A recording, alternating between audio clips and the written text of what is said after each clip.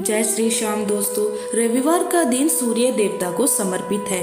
मान्यता है अगर रविवार के दिन सूर्य देव की श्रद्धा पूर्वक पूजा अर्चना की जाए तो मनुष्य के जीवन में सुख समृद्धि और धन की संपत्ति की कमी नहीं रहती, साथ ही शत्रुओं से भी सुरक्षा होती है।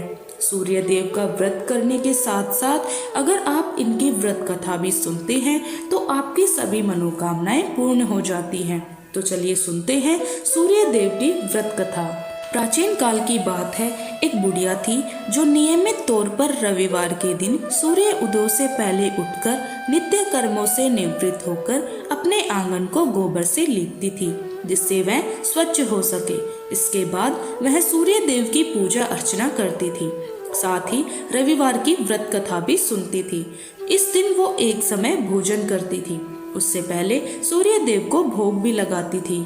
सूर्य देव उस बुढ़िया से बेहद प्रसन्न थे। यही कारण था कि उसे किसी भी तरह का कष्ट नहीं था और वह धन धान्य से परिपूर्ण थी। जब उसके पड़ोसन ने देखा वह बहुत सुखी है तो वह उससे जलने लगी। बुढ़िया के घर में गाय नहीं थी, इसलिए वह अपने पड़ोसन के आंगन से गोबर लाती थी और क्योंकि उसके यहाँ गाय बंधी रहती थी। पड़ोसन ने बुढ़िया को परेशान करने के लिए कुछ सोचकर गाय को घर के अंदर बांध दिया। अगले रविवार बुढ़िया को आंगन लेपने के लिए गोबर नहीं मिला।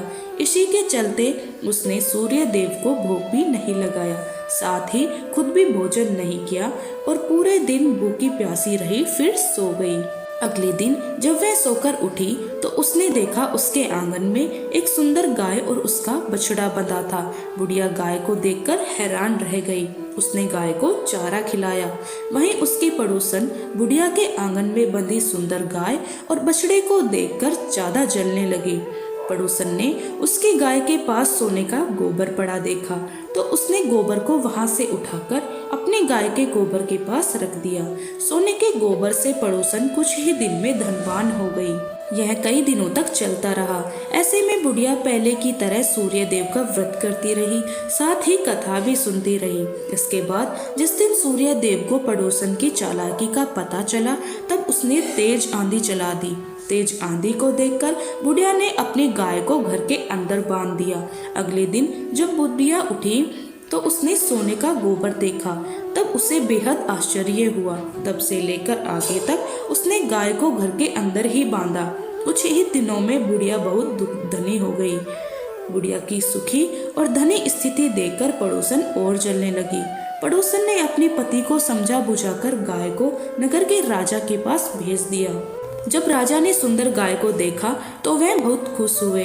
सोने के गोबर को देखकर तो उसकी खुशी का ठिकाना नहीं रहा। सुंदर गाय को देखकर राजा इतने खुश हुए, उनके आश्चर्य का कोई भी ठिकाना नहीं रहा। वहीं बुढ़िया भूखी प्यासी रहकर सूर्य भगवान से प्रार्थना करती रही।